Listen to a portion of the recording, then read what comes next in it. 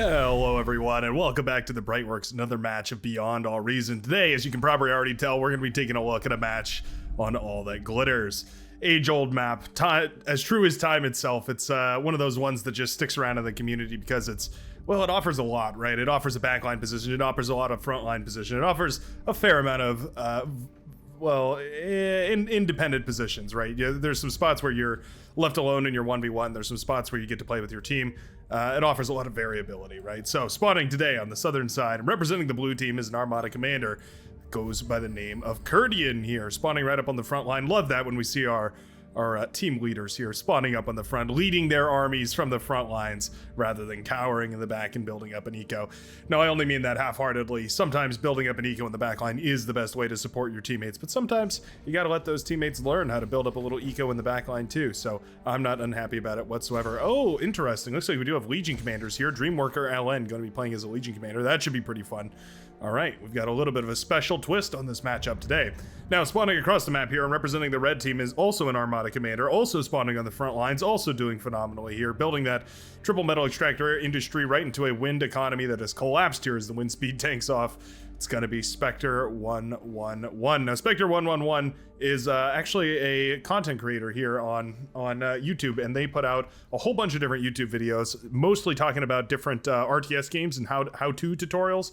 I'll have a link flashing across the top of the screen somewhere. There should be a little banner that pops up, a little flag. You can click on that. It'll take you over to their YouTube channel where you can check out all the good stuff they've made. There's a really good Beyond All Reason tutorial, especially, obviously, that's going to be pretty relevant right now. And yeah, I'm super excited to see more and more creators stepping up to fill the roles that I feel a little desensitized to. For those of you that may know, I started out making tutorial videos for this game, and I feel like with how many games of Beyond All Reason I watch, I feel like I've become a little desensitized to the needs of the new beginner. So hopefully some fresh eyes can illuminate some of those gaps in my my projections here.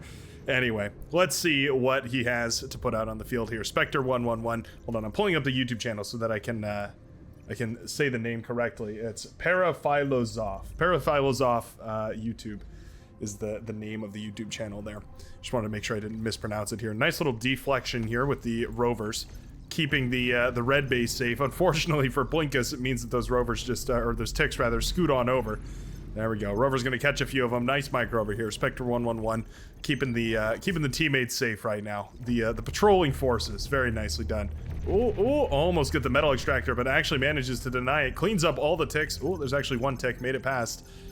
I don't think it's going to get anything, though. Vicious battle right now already between Kurdian and Spectre. I think eventually, though, all forces are going to deflect the aggression right here. Coming out from the blue commander, an excellent hold right here from the red. Nicely done. Meanwhile, the blue team is expanding quite rapidly here. Cat Cow also expanding quite quickly, though. We do have a constructor building some of these metal extractors and the commander building all the rest of them. No LLTs, though. These are all naked, which means that if any breakthrough should happen, one or two ticks could certainly crumble this line of defenses right here. And so one benefit of obviously cleaning up your opponent's aggression is you now have all these units on the front line that you can use as well. So love to see that we're recycling these rovers that were used for base defense now into an offensive tool. They're going to snipe a metal extractor here that was halfway built here for Kohio Zenkai, our purple commander today. Yeah, and they're going to keep moving on. They're going to snipe another metal extractor over here. Might even get the Resbot. That's quite nice. Resbot's obviously a very valuable pick-off. They cost a little over 100 metal and quite a lot of energy. Very expensive in an early game economy.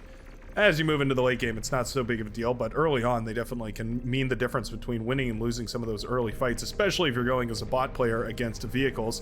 And oftentimes that is the case here on All That Glitters. Eventually, those rovers are cleaned up here, but 1, 2, 3 metal extractor kills. Yeah, I think that's definitely well and away paid for themselves here. Vehicles coming out of Spectre's production facilities now. There's a couple of pawns, just 4 of them pushing on through. I think 2 blitzes probably beats 4 pawns here, but it's going to be a little bit dependent on the shape of the engagement. If these pawns can manage to split up and break away and find these blitzes, well, never mind. They're going to pass each other like ships in the night. All right.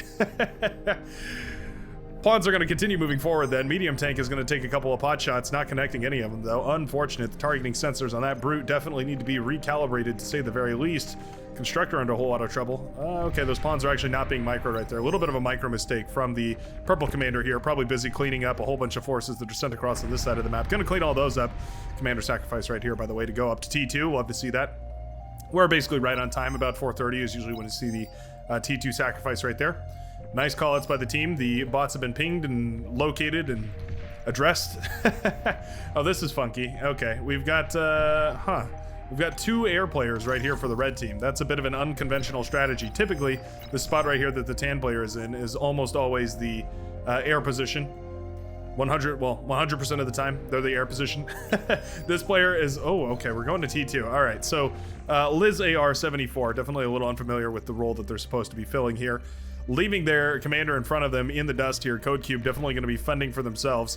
Yeah, they've got a whole bunch of LOTs that are being blasted apart by the Rocketeers over here. This is going to be really difficult to hold on this left-hand side because both of these players are not playing with each other. Yeah, the orange and the hot pink player are both separated by a sort of, yeah, a bit of a strategic jump there. Pawn's going to snag a kill over here on this constructor. That's always nice to see. Going to take down the build power over here as well. And this is a tremendous amount of damage. With 2 players going air right here, I mean, obviously you're going to have tremendous air superiority. So I suppose you could go for instance, bombers and fighters and all sorts of stuff. Gunships even. I mean, if you have 2 commanders and you can keep the skies clear, gunships could certainly work. Yeah, it's a little risky though. Oh, killer D-gun right there by Curdy, and shuts down the entire force right there by Spectre. Those blitzes were just a little too clumped up right there, and a single D-gun whisks them off the face of the map right there. Absolutely beautiful. It's exactly the kind of engagement that the blue commander is hoping for as a bot player over here. So it does look like we're going to have a tech player. At the very least, the maroon commander, Madashi, is going to be going for a little bit of tech here in the backline. That's always good to see. We do already have a T2 lab up and running, by the way, for I Am Dave. So there's not really a reason to go for T2 over here unless you desperately plan to pump out those T2 bots. But even then, I would really recommend going up to a T2 metal extractor economy before you actually go into your own T2 lab, if you can at all afford to do so. T2 lab coming up right here for the tan player, T2 lab coming up for the hot pink player, neither of which sacrificing their commanders in order to achieve that, so it's going to come up pretty late into the game here. That T2 jump is pretty early though, so I suppose at the very least those T2 fighters that come out for the very first time are going to put a little bit more pressure on the airplanes for the blue team here. Being said, it's only so much pressure and it's going to be so late. Is it really going to be worth it? I mean, 2 T1 fighters pretty much beat a T2 fighter. More or less. It depends a little on the engagement. There's some luck to that factor as well, or to factor in rather. But yeah, usually building a lot of T1 fighters works just about as well as building a couple of T2 fighters. So I'm not really sure if it's going to be altogether worth it. Beamer turret coming up over here, being used as a anti-Rocketeer vessel, anti-Rocketeer opportunity. Spectre moves forward, gets a D-gun on one of those Rocketeers. Gotta be really careful. This is a 2v1 situation right now. The red commander is definitely up against both of these armies right here. Code Cube has been dealing with this run by of pawns here for the better half of this game already. 3 minutes or so, those pawns have been wreaking havoc in the orange backline. And this is the opportunity the orange player would have right now to push forward. When all of the forces from his opponent are being sheltered off in this direction to push back the red commander, this is exactly the time where you should probably be looking to try and support your team by pushing a little far forward. Fortunately, the red commander just doesn't have the metal, it just doesn't have the units, just doesn't really have anything out on the field right now. And that's going to mean that, yeah, Spectre is forced off this front line right here. Now, Janices are going to be pretty threatening to that commander. Indeed, you can see this one already connected its shots by its XP gain. XP is tied basically directly to the value of the unit that you're shooting at and the amount of damage that you do to that, the value of that unit. It's why LLTs gain so much experience shooting at commanders. It's why commanders gain so much experience de-gunning down T3 units, but not T1 units. And so, yeah, we can infer that Janus got a nice, oh no, sorry, this Janus got a nice connection on that commander over here.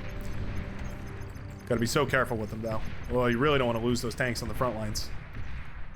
Little bit of overkill right there, but there's not hardly anything you can do about that as an Armada commander.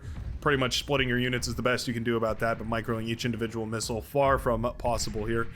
LLTs continue to be thrown up right here despite not having hardly any energy in the backline. We desperately need to go for some more T1 solar panels or some wind turbines or anything to pump out a little more energy. Loads of T1 constructors assisting this T2 constructor, building up the T2 metal extractors right now for XIV Gojo. What is that? 10, 5 minus 1, so 14 Gojo. We'll go with tan player for this game. How about that? The Immortal Thug push, supported by a heavy laser turret. I suppose it'll work. A little unconventional to build a heavy laser turret that far forward, but I guess it works, and these thugs are certainly putting in a whole lot more support here. Mazes have been built and sent out by the opponent in the, well, the blue opponent to the yellow in the support lane over here, who is up on a T2 lab at this point, which means that we are probably going to be seeing those T2 units headed out to the field. I saw a gunslinger was in the queue there. It's going to take a while for a gunslinger to get out on the field. They're about twice as expensive as a hound. In other words, that's the ratio of 2 hounds to 1 gunslinger. That's how I prefer to think about that sort of a thing. Janus not firing here for some reason. Or maybe it already fired. Its missile cooldown is just a little bugged here, but excellent push regardless. You know what? I didn't think as many of those units were going to break through, but yeah, a lot of grunts actually did slip through the defenses right now. Wojtek's tanks were out of position. I guess they were guarding this choke point right here, really hesitant to leave this choke point, but I guess they're going to be pulled back for base defense. I don't mind it, and certainly these grunts can be eaten up by a whole lot of this economy. Still, the metal extractors going down left and right. Yeah, grunts making it into the backline right now and actually doing a whole lot of damage. They get some... well, they don't kill the solar panels, but they make them shut down right here. We get a whole bunch of the metal extractors. Those are being upgraded to T2, so it's not the end of the world for Wojtek, but having that metal production up and running while you're upgrading to T2 is certainly nice.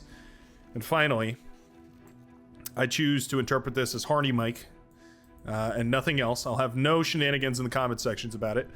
Our Cyan player going to be able to clean all that up with the gunslingers that have been pumped out, as well as the commander holding position up on the northern front. Tremendous commendation for holding a well, not a rather a T1 1v2. A lot of numbers and words. Let me put that differently here. Excellently done in this 1v2 situation here for Spectre. Stumbling on my words here as I'm trying to figure out the accurate way to describe this. We're getting ready to go to T2 here for the blue team. Not quite ready for T2 though for the red player. Also a couple of missing metal extractors. I suspect a run by took those out here. Definitely need to get those back up and running. We have a spare constructor over here, so maybe sending that forward to grab those metal extractors would be worthwhile. More and more blitz tanks coming up right here. Centurion's actually not a bad solution to the blitz tank. They're obviously a whole lot slower than the blitzes, so they're going to be overwhelmed by them, but they have enough HP, enough durability, and enough firepower when they're built up in large enough mass that they can actually manage to withstand that blitz attack here, more or less. There's a lot of trade-offs you make when you go for faster but lighter units versus heavier and slower units. One of the things is that heavier but slower units tend to snowball a little bit quicker. Once you have 2 or 3 or 4 of them out in the field, oh, nice sniper right there on the commander, they can really start to snowball a whole lot quicker than those light units, which are sort of capped by the amount of the volume of area that those well, that didn't make any sense. The surface area that those units can occupy. That's usually the limiting factor. In other words, you can fit more powerful units into you can fit more raw power into a certain confined area if each individual unit is a little bit more powerful. I'm sure that's not a foreign concept to most people, but it's something that's easy to forget about when you're choosing what units to build over here. But that front line going down, this is suddenly looking pretty dangerous right now for Spectre. Janus tanks being sent over in this direction here to try and shut down the Centurion, and that's what I'm talking about. The Centurions have just enough health to stay alive on this front line here. It's not so much that it's oppressive, but it's definitely much more resilient than most other units. Oh, those Januses do fire before one of them gets D-gunned down here. Another one will escape with its life, though. Those Janus missiles do hurt quite a lot. The commander being repaired up here, though, so it's not the end of the world. Resbot's also going to be eating up this juicy metal. Saw a bunch of fiends running around somewhere. Not sure exactly where those ended up at. Maybe they were over here. Oh, yeah, they were over here. Okay. Fiends were sent over in this direction, but they died in their service. Pretty much what a fiend is born to do. They live, they burn, they die. Medium tanks now punching a hole through the defenses here, and there's not a lot to stop them. Centurions actually are probably pretty good defense. You know, I've grown to appreciate the Centurion and its rotund majesty as of late. I think it has a certain place in my heart. A certain round place in my heart. If you have any round places in your heart, you should probably see a doctor, but it's okay if it's me. Ticks and Centurions, what a composition, right? The polar ends of the spectrum as far as durability is concerned. Basically the cheapest, lightest, and most expendable unit mixed in with the most expensive and durable T1 unit that you can use. Mine layers coming out here. Okay, that's an interesting solution. Going for some mines is a very cost-effective way of getting back into a game. If you manage to take out your enemy's extremely expensive army with a whole bunch of landmines, it can be extremely cost-effective. So I don't mind it. Janus tank's also another way to get some really good cost efficiency here. Oh, the tick swarm is overwhelming them, though. Yeah, those ticks are such a pain for Janus to deal with. They just don't have the range or the firepower or the fire speed in order to clean all that up. Mine layer is going to be in a whole lot of trouble. We're producing a ton of mine layers. I wonder if that might have been a mistake here. Oh yeah, we have the zappers enabled here as well. I always forget about that. Is that part of the balance candidate units? I always forget which part or which pack those are a part of. How's our Legion commander doing, by the way? Okay, interesting. We've got something. We've got some stuff in the works here. We've got a T2 vehicle plant that's coming out right now. We'll start producing some of those units. The Triton. I think we saw that on stream recently. Haven't taken a good quality look at the Triton recently, but I'd love to see it. This isn't exactly the map for it, so maybe not the best use case, but still I'd love to see it sometime. A couple of hero ticks in the backline right now. Taking down metal extractor after metal extractor. Red player in a pretty tricky situation. We've got a lot of light landmines coming up here. Light landmines going to be fabulous against any of those lighter T1 units that are sent across. Ticks, certainly. Grunt spawns, yep, that'll work just as well. Not going to be so good against the T2 units, though. Agitator is here at the very least sort of warding off some of these units from pushing too far in right now, but it's definitely, yeah, just a little bit of a band-aid on a bigger wound. Definitely starting to look dangerous here. Hounds are now out on the front line. These T2 Sheldon must have been handed out here by another Cortex commander. Tremendous opening right here, by the way, on the, well, the eastern side, the southeastern side here for the red team. Big opening right here where units could push through. I guess there's a lot of medium tanks lying in the ruin and in the mire and the murk. Could certainly be using those medium tanks to do a little bit of damage here. At the very least, trading them out against these much more fragile bots. Fragile by comparison, I suppose I should say. Got to be careful about standing on those landmines. They could certainly cause issues.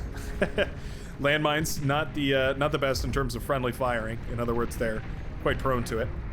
A couple of roughnecks up in the air. That is uncomfortable to keep your units under those roughnecks. I think those are probably a really good ward right here. They're not going to be great for shutting down these units. You know, specifically, they're not going to be great for targeting them down. But yeah, catching a couple of these here, catching maybe an anti-air bot or two, shutting down any of this stuff, it all adds up, and it becomes really threatening to keep your units in a place where they're just taking damage for free. Nobody's really comfortable with that. Already going up to a second fusion reactor here for the Tan Commander. We're up to 16 minutes in.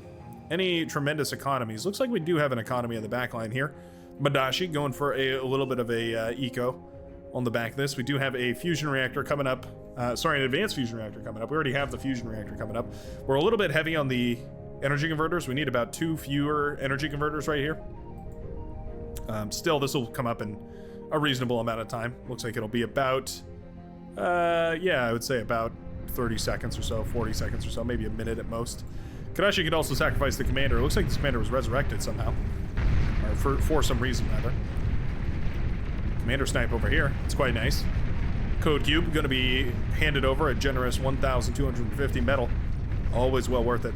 I was thinking about that earlier, how, yeah, commanders are... They used to be 2,500 metal in a commander's corpse. Can you imagine? Can you imagine 2,500 metal in a commander's corpse nowadays? So much metal. Code Cube gonna get half that much metal. Put back into the orange economy here. Loads of advanced solar panels, so that's great, at the very least for energy production. What are we... Oh, okay, we do have a T2 lab up and running. It was a little further forward, so I didn't see it right there. But we do have T2 coming out for the orange player as well. A little bit of a forward economy. I don't mind it. It's certainly fine. Building those forward solar panels, though, does make me a little scared. 620 metal, producing 80 energy right now. Yeah, not ideal, certainly, but not the end of the world either. They are the world's best metal storage, the T1 solar panels. That's why I've come to appreciate them. Persecutor, the pop-up plasma artillery here for the Cortex faction. I suppose for the Legion faction as well, technically, for the time being. Gonna be firing away at whatever it can here. There's a bunch of termites up on these hills. Looks like we're moving some more into position over here as well. Termites certainly quite capable. They're much more durable than the Recluses, which is the Armada Spiderbot alternative. They don't feel like they're quite as valuable as far as a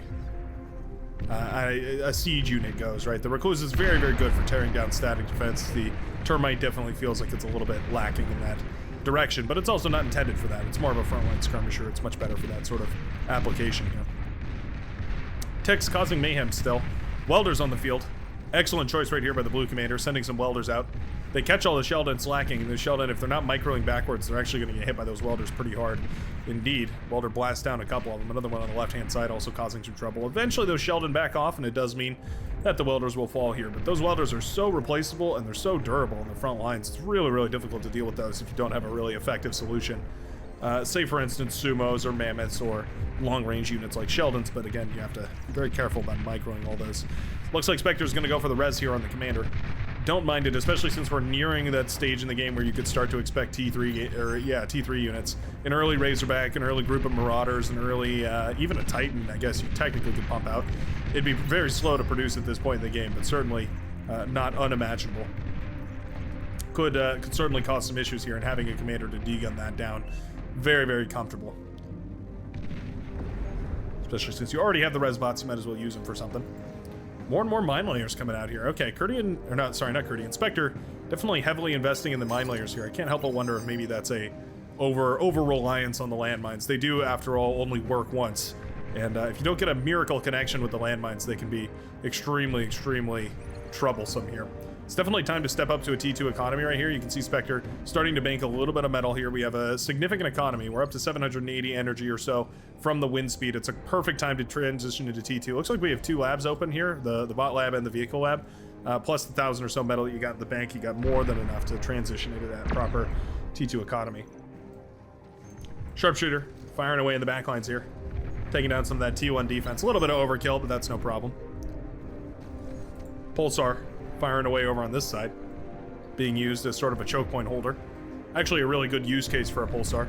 When it's firing into this choke point, obviously it's going to be hitting the first unit and the second unit, and the third unit will beam across all those different units as they move through the choke there. So it actually works out quite nicely here. A lot of Centurions here. We have 7,000 metal worth of Centurions. Definitely a very expensive T1 army about to be melted away by T2 forces here. Heavy tanks are moving in that direction. Agitator's been chipping away at all these as well. Oh yeah, this is not pretty. These Centurion are essentially wasted. That is a tremendous amount of metal going down right here for the purple commander. My goodness.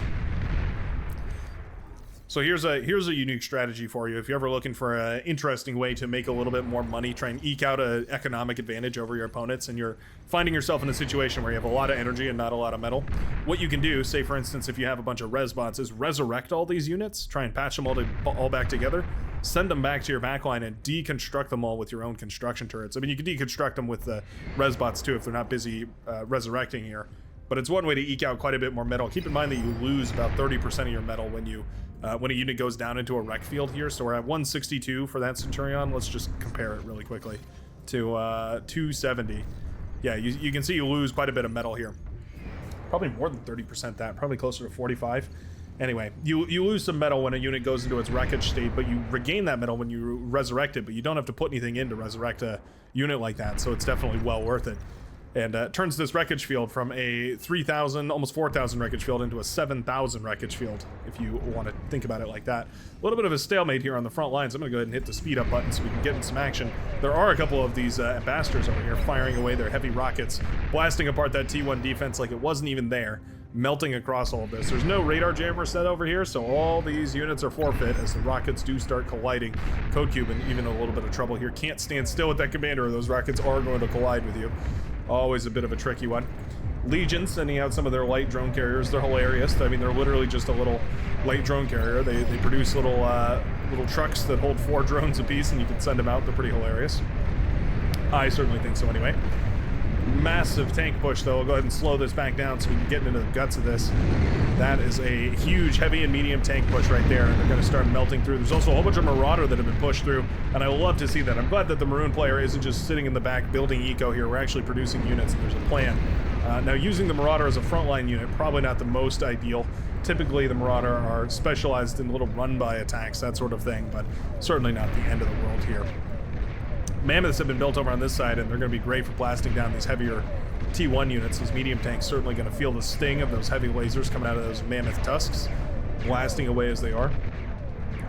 Very difficult to push into mammoths because no matter how much damage you do, there always seems like there's some more mammoth to get through. Oh, Fiend's going to find all this and burn through it, though. They will have to contend with this landmine, though. Landmine field, rather. Minefield, that's the right word for it. We got there eventually. Fiends, yeah, they're not going to be comfortable pushing through this minefield. Slowly but surely, they're going to whittle away at it. Ticks would probably be better suited for this job, or even better than that, a single judo missile could pretty much wipe all of this from the face of the earth. Or all the face of the glitters, I suppose. Here, Rattlesnake also chipping away, but doing more damage to the landmines than the actual Fiends over here. I will say, though, those Fiends would have gotten into the back line by now if it weren't for those landmines. So maybe there's something to be said about those landmines and how effective they can be at holding a front line tremendously efficiently here. We're finally on T2 right now for Spectre. Pretty late in the game. I think either buying a T2 from somebody else, there's loads of T2 airplanes, for example, might have been a better option to get those T2 constructors up before you actually need to get the T2 lab up. Always an option here. Long-range anti-air missiles actually firing away over here. Some Screamers. Screamers are in a bit of a weird spot because it's exactly the position you're supposed to use them in as sort of a front line, a way of clearing the enemy's air screen on the front lines. But also, it's so expensive to build on the front lines, and you're probably just going to lose it. Feels like it's not in a very good spot. The turret, I mean. It's in a perfect spot where it's built over here on the map. A couple of chainsaws shooting down a bunch of these T1 airplanes. Pretty much perfect for that job. They blast them away. I'd love to see some of these missiles redirecting towards other targets after they've been fired. I feel like that's a little bit of a UI thing. Not sure if that's even something that modders or programmers can change about this game. There's a lot of weird, finicky little things like that that you can adjust. I've gotten to know that a little more intimately after working with some of those, well, talking with some of those modders. I don't claim to have the technical skills to be able to compete in that field, but it's certainly exciting to always hear what people are thinking about and what they think they probably can pull off. But there you go, those long-range missiles firing away and taking down, at the very least, any of the air wall that strays a little too far forward here, which is certainly valuable. Any less airplanes is going to be important to have. Miniature Calamity has been built over here, by the way. Going to be firing away. Does that mean we have the extra units back? Is that the one that we have toggled on here? I need a T2 constructor in order to confirm. Yep, we sure do. So we have the extra units back enabled here for this match. Oh boy. That means the pawn launcher is on. Now, do these players know about the pawn launcher is the question here. We're going for, we're going for economy in the hills up here. We're going to be going for 4 advanced fusion reactors right now on the hillside. Going to be going for some more later on over here. Just the constructors building them here. Not the end of the world, but it's going to be a little slow. Doesn't really matter though, because it also means that you're not spending all too much metal. You know, only sending 50 metal per second into this. You restrict your economic growth, but it also means that you can use that metal elsewhere should you choose to. Yeah, we're starting to get into some significant metal production at this point. Cat Cow moving some of these mammoths forward here. We're up to 8 of those mammoths in total on the front lines. Very difficult to deal with all those. I would love to see some arbiters included in this mixture. Is that a catapult? Oh, there is a catapult. Okay. Wojtek definitely aware of how they can support. That catapult is a good option. Gunship's coming out here. Commander goes down. Mammoth continue to push forward.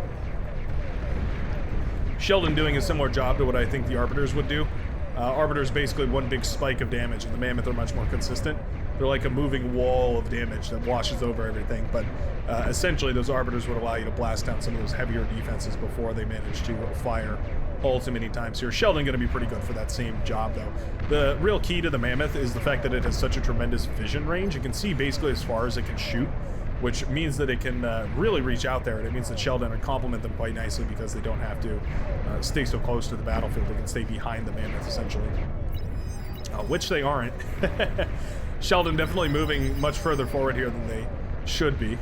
Centurion going to be trying to clean them up, and I guess while the Centurion are covered by those plasma shield, it won't be a trouble. Yeah, for the purple commander, but the Fiend's mostly going to be cleaning all the rest of this up. Banishers now firing away. I'd compare them to sharpshooters in their role. One big spike of damage here. Not quite as potent as sharpshooters, and not quite as diverse in their array of variably useful scenarios. Certainly quite potent though, and also a semi-useful anti-air option as well.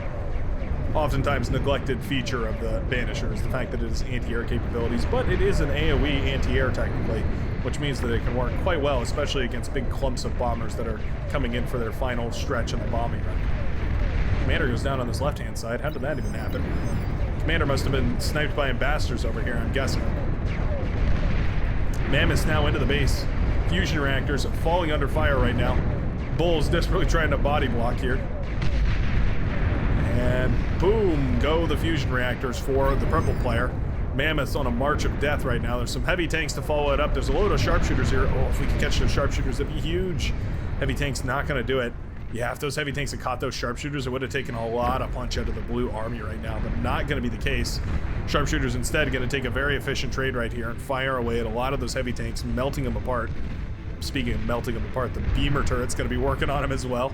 Not bad. And I think these bulls are going to be more than enough to clean all this up after the fact here. Nicely done. Yeah, very, very good deflection here. All said and done, losing a couple of fusion reactors. I mean, only one of them was even turned to rubble, so this one can be resurrected here still, too. Yeah, not the end of the world right now for the blue team, certainly. Razorbacks are being pumped out in mass right now by the Maroon Commander, who's got up to, wow, we're up to a solid 5 advanced fusion reactor economy. Definitely enough to go for Razorback production, that's for sure. Wouldn't mind seeing us go into a couple more advanced fusion reactors. Remember, it takes a lot of energy to actually produce these units, so you can actually get away with more energy, or more energy production than you actually have the converters for here. So 2 more Aphises on top of this would probably put you in a perfect position to start pumping out those Razorbacks, but if you went for about 4 or 5 more, you'd be ready to start producing Titans. Miniature Calamities all over the place here. Pretty interesting. We don't get a chance to see those all too often here, so always fun to see whenever that happens. Catapult over on this line has done some good damage, blasting away at all these defenses. I suspect most of these have fallen at the hands of that catapult here. Now dealt with, or now choosing to deal with these ticks. Very difficult. You have to be very careful with those catapults. They can oftentimes lead to a whole lot more collateral damage than you intended. Especially if there's a significant tick stream pushing into them. Yeah, they'll fire once, and then those ticks will run underneath them. They'll turn around to track the ones that are going towards the base, and suddenly you have no more Aphises in your back line. Yeah, it's a bummer. It's a real bummer. Very far forward T2 laboratory. We also should have the, yeah, we have the T2 construction turrets as well, which means that you can pump out those T3 units as well as the super epic T3 units, which you can take a look at here. There's a whole bunch of them for the Armada toolkit. There's more and more of them for Cortex. Cortex was fairly lackluster as far as those super epic units went, but nowadays we have a whole lot more options for all the Cortex commanders out there, so you should all feel pretty happy about that. Ticks being dealt with very efficiently here by the Razorbacks. There's also a Tremor firing away over here. A little bit less efficient of a way to deal with all those, but I suppose it works.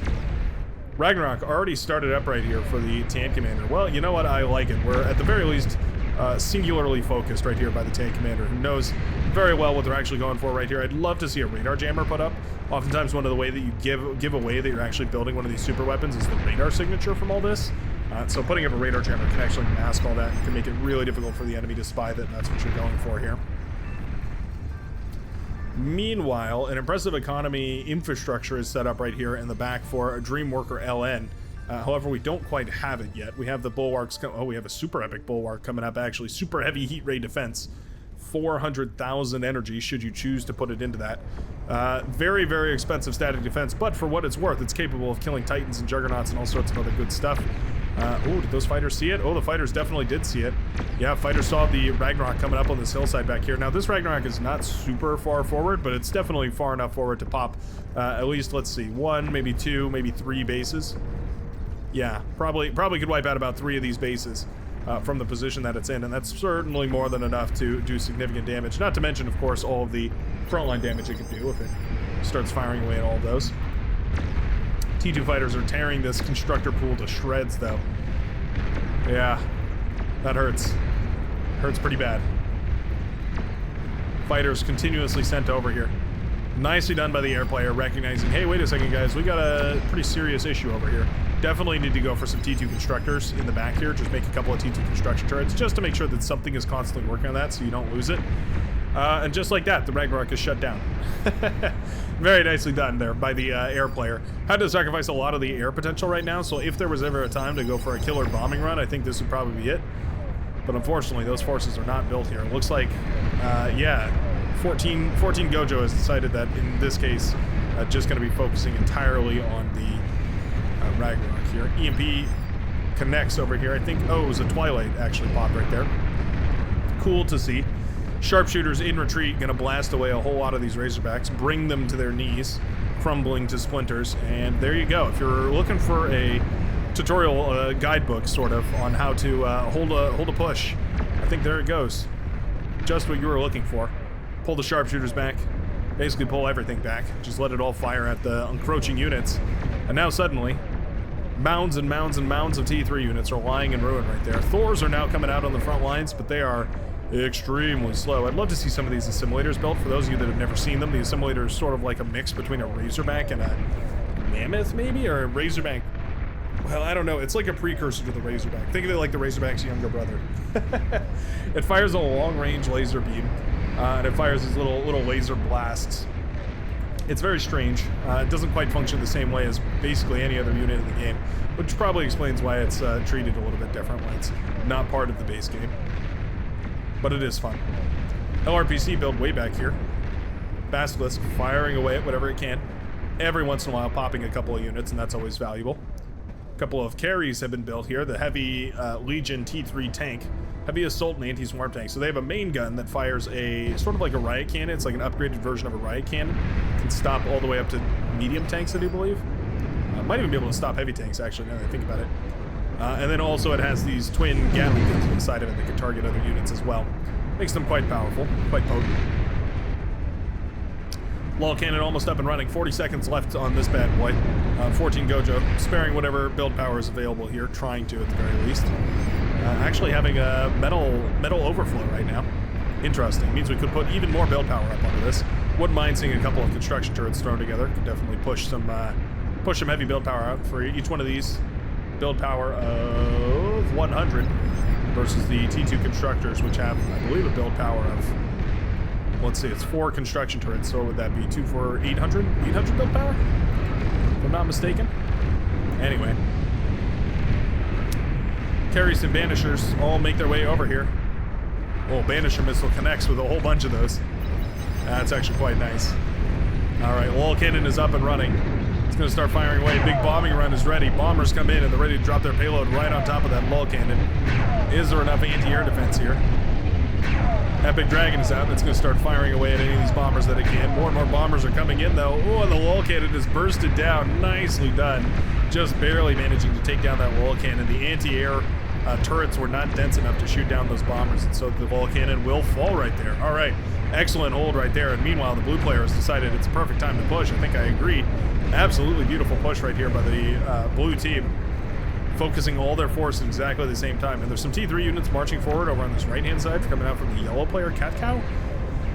Certainly could do some damage, but not quite yet are they out on the field. We do have some heavy T3 coming out as well. Flying Mothership. Oh, sorry, that's the wrong key. I keep doing that, man. Happened to me 2 casts ago, and now it's happening to me again. That's a beautiful boat right there. She flies.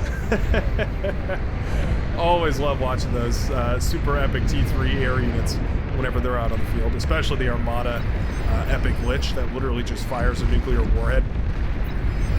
Yeah, pretty awesome. Thor's here, looking relatively pale in comparison. Love that we included the anti-air trucks over here to shoot down any opposed air fighters. Lizar 74 running away from this composition with the commander should instead be cloaking and charging headfirst. Not going to be the case, though. Advanced fusion reactor pops right here for the orange commander, and the hot pink commander is going to be soon to follow here. Bulls make it into the backline, and they're going to start firing away at all of the pretty base that the hot pink commander had set up right there. Suddenly, the red team finding themselves in a really treacherous position. They're going to need to do some damage over here, else they're not really going to be able to do all too much whatsoever. Thor's continuing to try and push to the middle of the map, but man, those tiny Ragnarok, or tiny Calamities rather, firing away wherever they can, and actually putting out a tremendous amount of damage. 1 or 2 of them not really going to make the all the difference in the world, but 5 or 6 of them definitely putting out a very solid, consistent stream of firepower that's going to melt down those T3 pretty quickly here. And suddenly, this is looking extremely dangerous. Yeah, we've got dragons up in the air. Certainly going to be powerful enough to burn down those flak trucks here. We need like 20 flak trucks in order to deal with dragons effectively here. 4 of them just isn't going to cut it. I think these dragons will eventually clean all of this up, but man, that is a lot of damage those bulls managed to pull off over here. I think they're probably going to manage to get 14 Gojo as well. Yeah, Gojo's commander uncloaked over here. Dies next to the energy converters, means all those pop as well. Now, it wasn't all of the energy converters, but it sure was a lot of them. That's going to be a huge hit right there to the economy for the tan player. Absolutely brutal. Love that we have this air repair pad. At the very least, the dragons will be patched back up here. Air repair pad with 1,000 build power. Extremely, extremely good at repairing these dragons over here. Dragons also with a little bit of anti-air on them, so you can't just stream fighters in one by one, which is always important. capital ship. Capital VTOL ship. There it goes, firing away with its heavy laser cannons and as well its main cannon, devastating all of you landlubbers.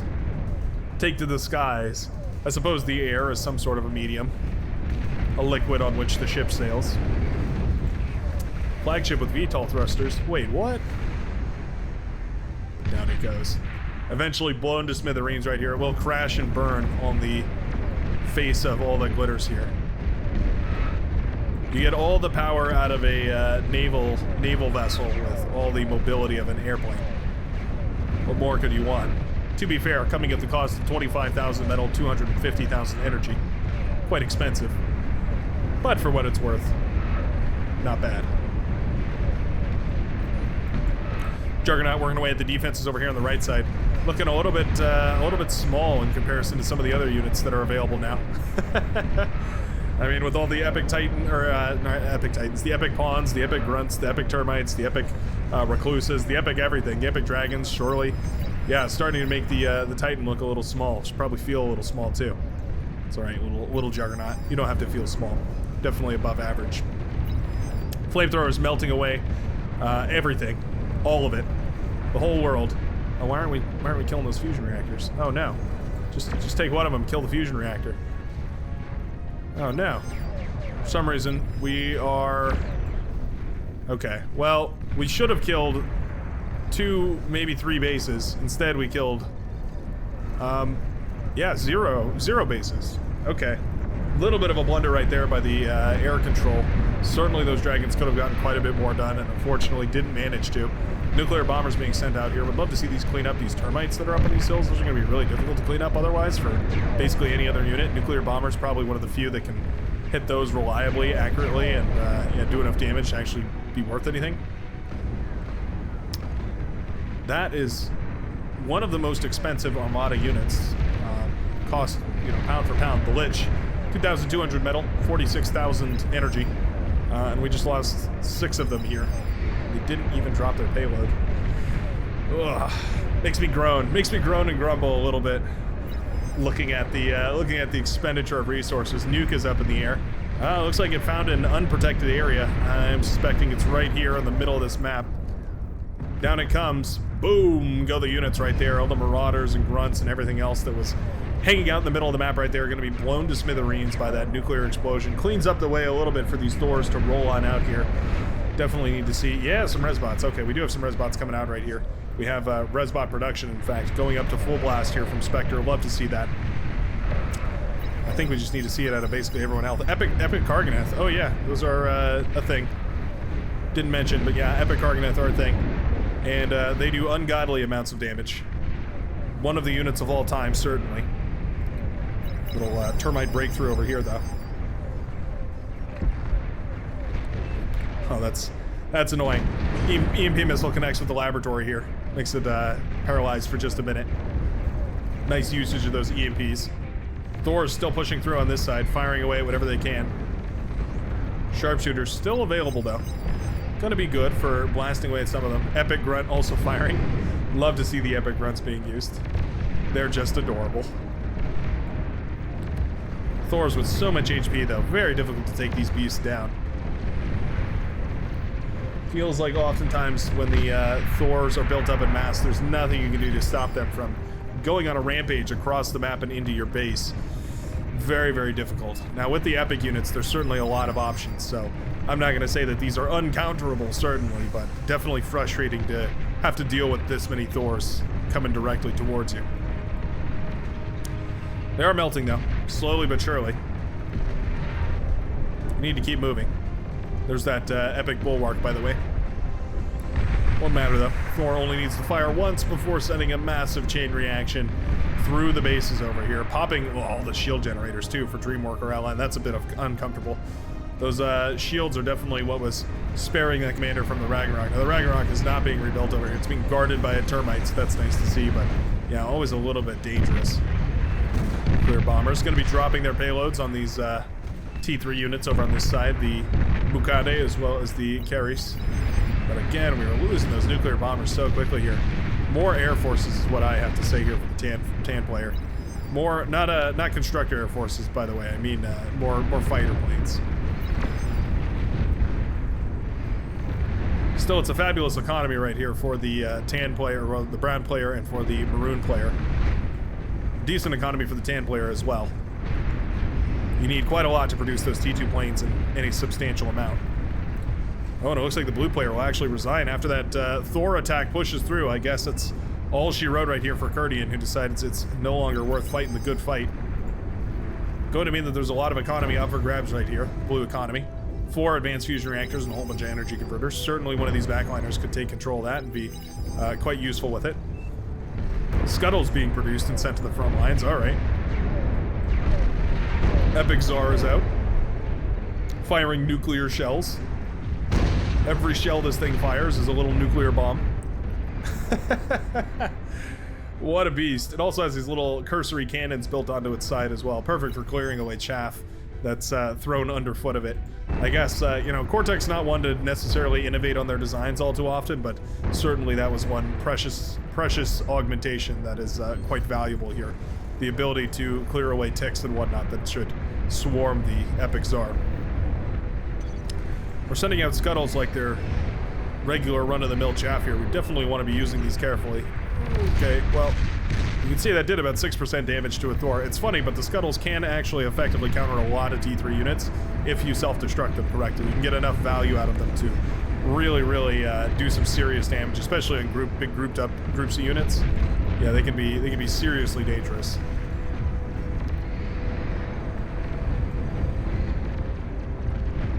Thors and Fat Boys. Name a better combination. Thor, in many ways, considered to be the king of the Fat Boys. So I guess it all makes sense here. So the Tsar costs 25,000 metal, the Thor costs 9,000. So as far as metal costs go, certainly the Epic Tsar should win this fight, and it looks like absolutely it will. Blue player is still left unclaimed here, by the way. It's just a ghost base. Not producing anything at this point, just overflowing metal in everyone's direction. Sometimes that's more valuable than having the player, though. Sometimes just having all the excess resources suddenly overflowing into your economy, yeah, it can be quite valuable here. Right-hand side looking extremely sturdy. We've got a Juggernaut, we've got a couple of Titans, we've got some of these Pulsars, Starlights rather, mobile Pulsars, pencil-neck giraffes, ready to do their duty. Karganeth moving forward here, taking down some of the Shiva. Excellent usage of the Karganeth.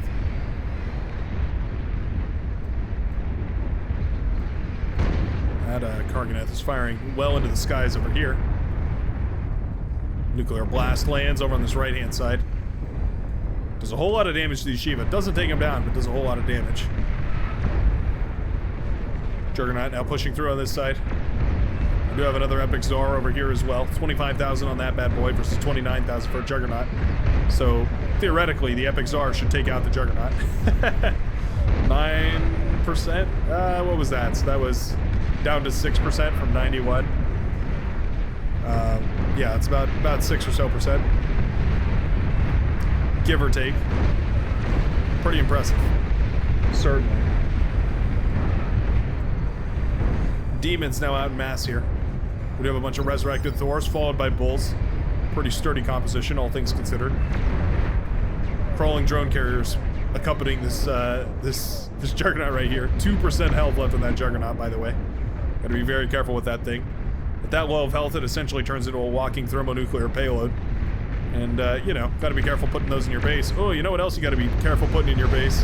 How about a mega tumbleweed? So it's a ball with a nuclear warhead inside.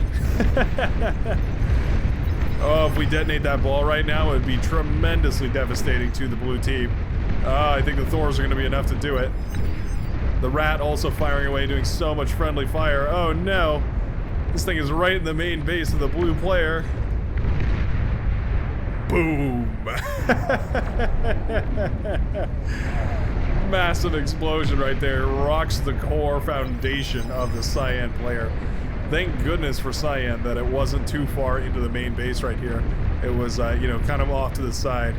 Man, that explosion could have completely sent them back to the Stone Age. I mean, even beyond that, probably. Back to bacteria crawling around in ponds. That's how devastating that explosion would have been. Very fortunate that that thing didn't go off in the main facility. Always the danger of producing those in your bases. Yeah, they've got to crawl out of your facility, and if your facility isn't on the front lines, then yeah, they're crawling right out of your main base. Rat putting in a whole lot of firepower. 25,000 metal for a rat versus 9,000 for a Thor, so it also should theoretically do better here. This is a stout, by the way, in case anybody didn't put that together. It's a retextured stout. Stout with a, you know, a little bit of creatine. Gym membership. Ambition. And extremely powerful. Extremely, extremely powerful. They fire that spray of projectiles, but they are deceptively quick at firing that spray. It looks like they don't really do it all that quickly because they have to adjust so commonly. They have to swing their schnozzle back and forth all the time. However, it actually turns out that they can, yeah, they can actually fire extremely quickly here. If we get a good example of it, you'll see, and you'll probably be shocked just how much devastating firepower those bad boys can pump out. Starting up an Epic Pulsar. I guess these Thors got a little too close for comfort right now. Gonna start up an Epic Pulsar. Nukes are fired across the map. We do have 1, 2, 3, and 4 nukes and 4 anti-nukes sent out here. No, sorry, 5 nukes have been launched and 5 anti-nukes are launched. Looks like, oh, maybe like 1 or 2 more nukes would have actually overwhelmed this bad boy. Up to 9 anti-nukes at this point here, but we are starting to hit that limit where nuclear bombardment can certainly commence. Have we got 2, 3, 4, 5, 6, 7, 8. We've got just enough nukes here to overwhelm the anti-nuke, and then in one more cycle we would have enough to actually beat the anti-nuke here. Means it's time to construct some more right here, and indeed it looks like that is underway. Yeah, we've got the mobile anti-nuke here, the mobile umbrella. Always lovely to see. Epic Zor being followed up by a whole bunch of anti-air, but these Epic Karganeth going to clean all that up quite nicely here. Easy to lose scale of all of this, right, in the mess. So just keep in mind that the Mammoth is as big as a regular Zor, typically. Here comes some Epic Dragons, upgraded in basically every direction. Well, it's a dragon, but stronger. T2 fighters are definitely going to clean those up quite nicely. Yeah, a lot of those take some serious damage. There they go. Ready to burn their way across the battlefield here.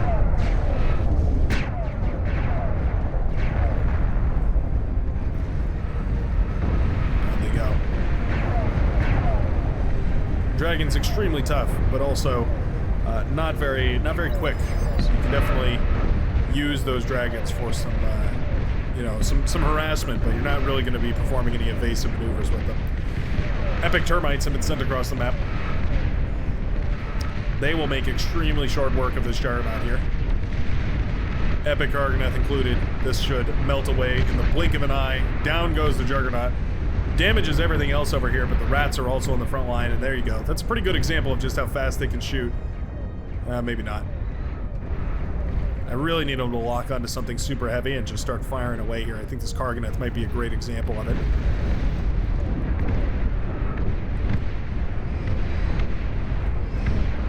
There we go. Pretty good example of their true firing speed. And yeah, it's a blistering amount of firepower they put out. Each one of those shots, I do believe, is the Tsar projectile. And they fire a good condensed, I don't know, 7 or so of them, 8 or so of them. It's ridiculous.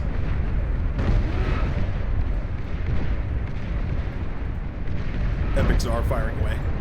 Are these heat rays on this? High energy lasers. Okay, so just, they should be green. Yeah, okay. Green lasers coming out of that bad boy. Not bad. Not bad whatsoever. Sheldon being mass produced over here. That's a bit cheeky. Wonder why we're going for Sheldon of all things.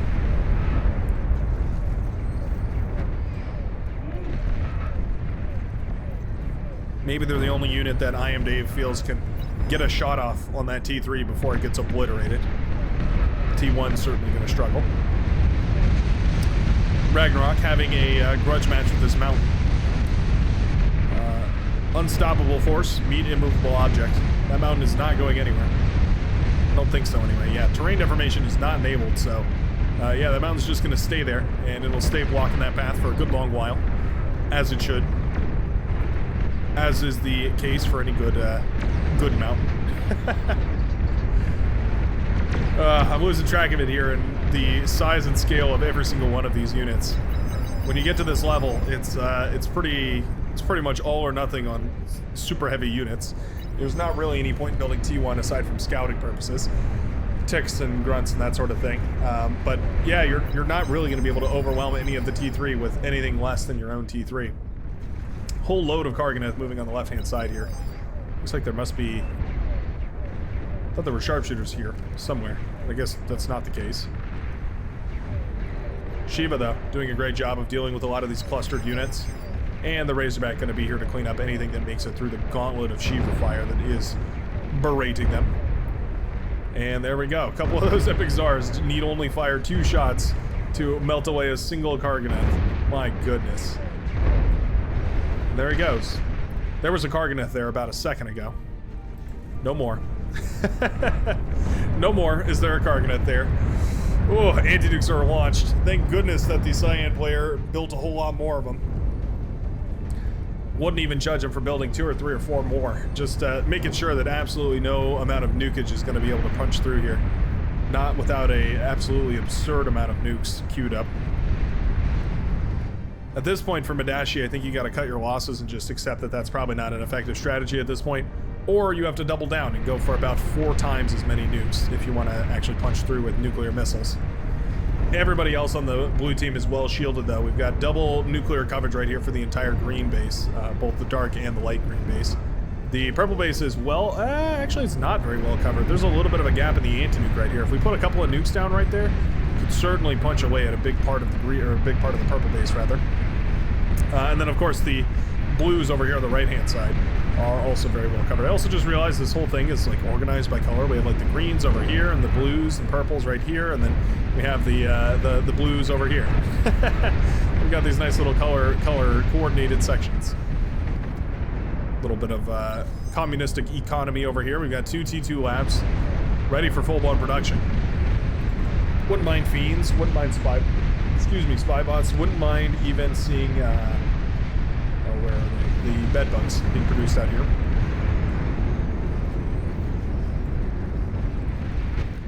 There go the anti-nukes firing away. Prevailers here, saving the green player from nuclear annihilation.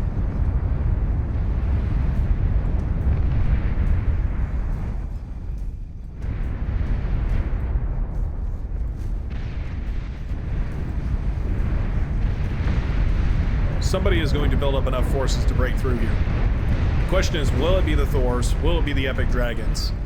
Will it be any of these Juggernauts? Who will it be?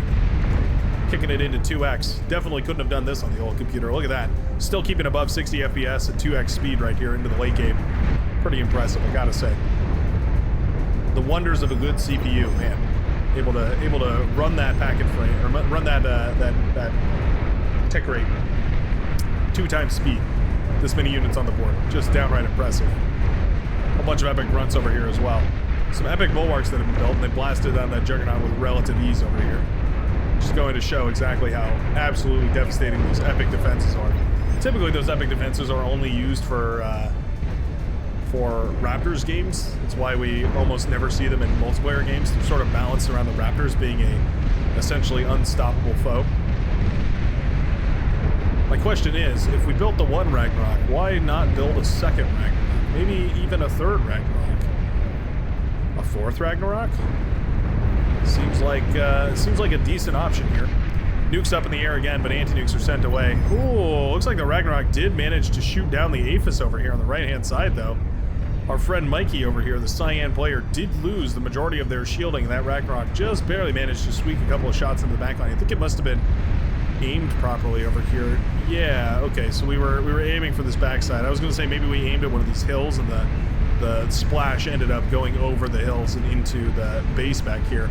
Looks like it is the case that, yeah, suddenly, right-hand side looking a little bit weaker. Now, don't get me wrong, a little bit weaker is still comparative. There's some stouts, or rather some rats, still some titans, still a whole bunch of different stuff. Anti-air trucks, obviously gonna be great for shooting things down. One of those late game options you always have is going for some of those anti-air trucks and just putting them everywhere, just absolutely everywhere, scattering them throughout your entire team's base and all sorts of, like, I mean, literally every place on the map that you can think of. Because eventually they're going to go for a bombing run. They're going to send some fighters across, and the more anti-air trucks you have hanging out all over the map and shooting down airplanes, the better off you're going to be when your team's fighters actually have to get involved over there. We do have fighter production coming up here, by the way. We're doubling down with the nukes. I'd love to see that at the very least we're still trying to use them. Okay, well, there we go. Make a nice big hole right here in the middle of this map. Man, we did so much damage over here on the right-hand side and then just didn't capitalize on it. Definitely a bit of a bummer. We do finally have another Ragnarok coming up right here for 14 Gojo. This one definitely in a much more powerful position here. Going to be able to shoot well into the bases of the green player, the lavender player, the blue player that doesn't exist anymore. Actually, it's kind of blocked by a mountain there, isn't it? Yeah. Okay, gonna have a harder time shooting into the blue player there. We're also looking at a whopping grand total of 27 shields. I don't know if a Ragnarok can even pierce that many shields, to be honest. There's a lot of shielding. Usually we see them piercing 3 or 4 or 5 shields. I don't know about 27. I have genuinely no idea. Ah, okay. Somebody decided to do it. I was wondering if we were going to get there. The Starfall is the T3 Legion equivalent to the Ragnarok or the Calamity. And you can see it has a massive range, so we're going to be able to fire this thing well into the back line over here.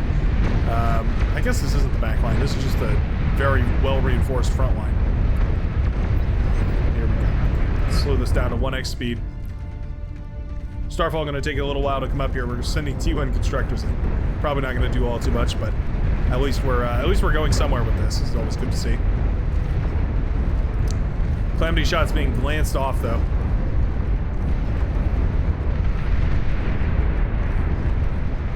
Very, very difficult to withstand a Calamity's firepower here. Anything can do it. I think it's got to be at least 27 shields. Feels like the right number, if not more. Glad that we're going for the Starfall, though. This thing is so beautiful. Talk about a cinematic weapon, first and foremost, but also just a true powerhouse. Do we have enough energy storage for it, though? No, actually.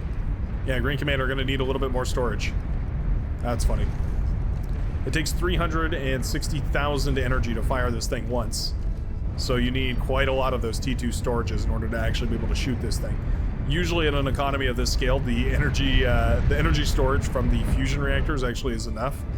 But in this case, yeah, not going to be the case here for Dreamwalker LN, who's figuring this out currently. There we go. Start up the energy converter, the energy storages right here. Gonna be able to fire this thing eventually. Looks like the trigger has been pulled, though. Yep. All of the epic units are being sent across the map. We've got Juggernauts marching in. We've got the Dragons flying in. We've got the Flying Black Hydra marching in as well. Floating in, hovering in, moving in, at the very least. Pop to the economy over here on the left-hand side. Exposed from the shielding. Means that it will go down. Oh, energy storages. We're getting closer. Just a little bit more here. I think one more ought to do it. Sorry, one more after that ought to do it. It's now or never.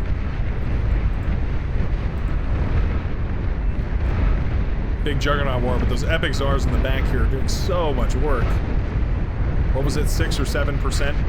Every time that one of those, oh my goodness, every time that one of those epic Zars, grab your sunglasses, this is gonna be a bright one.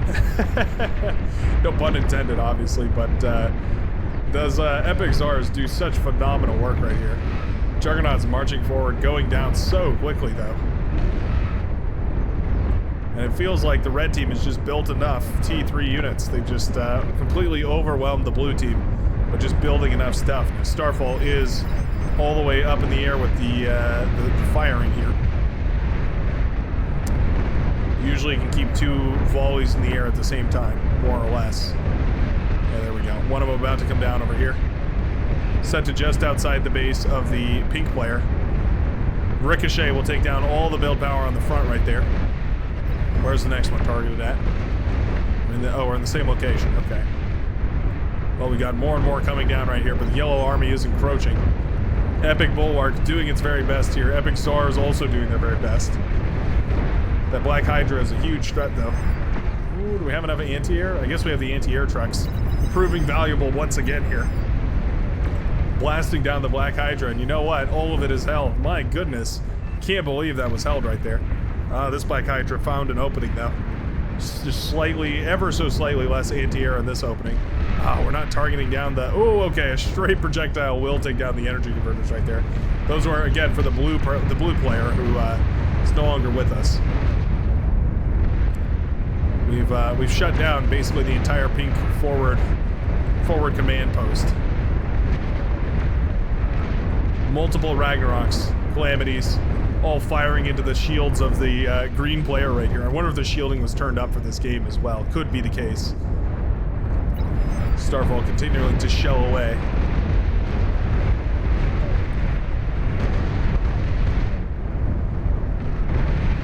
Doing a lot of damage, but not game-ending amounts of damage. So many Ragnaroks and Calamities over on the other side of the red team. The shields have fallen. The energy converters pop. The advanced fusion reactors go up in smoke. And the Starfall does eventually fall to the 3 firing super weapons on the other side of the map right here. My goodness, if that isn't a screenshot and a half. Hold on, I'm sorry. I've got to get a clip of this. How could I not?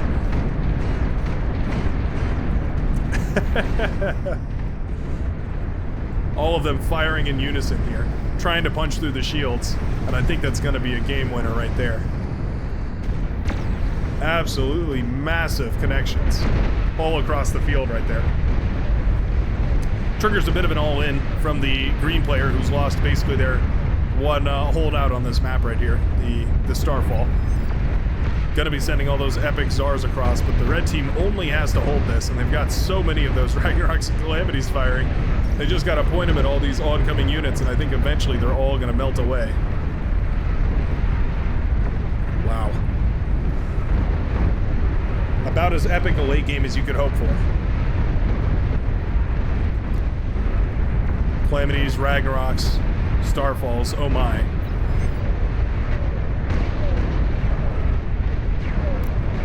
Yeah, I mean, Epic Czar is doing their very best, but I don't think there's going to be much they can do against those Pulsars, those Ragnaroks, those Calamities, all that T3 defense stacked up against them.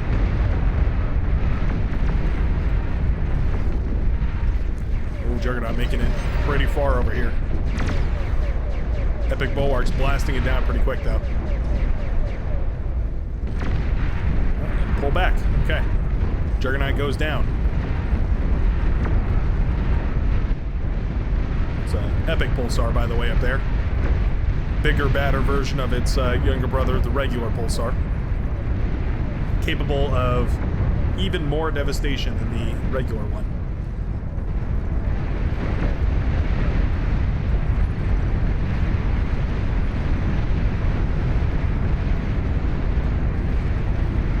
Nukes are up in the air. Anti-nukes are giving it their all.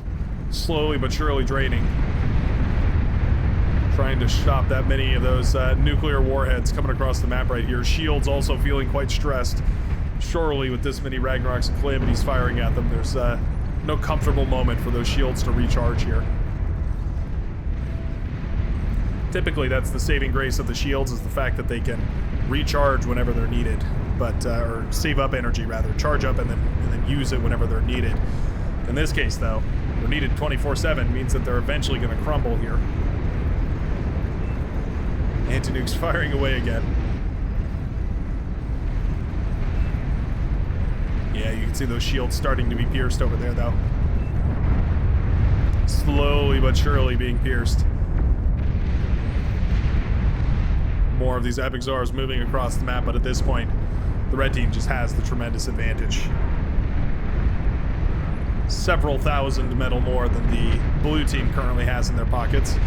Behemoth over here, always a valuable unit to keep on the front lines. Extremely good at breaking a lot of these super heavy T3 units, especially if you can put it in line with a whole bunch of those T3 units, like for instance a choke point, such as this.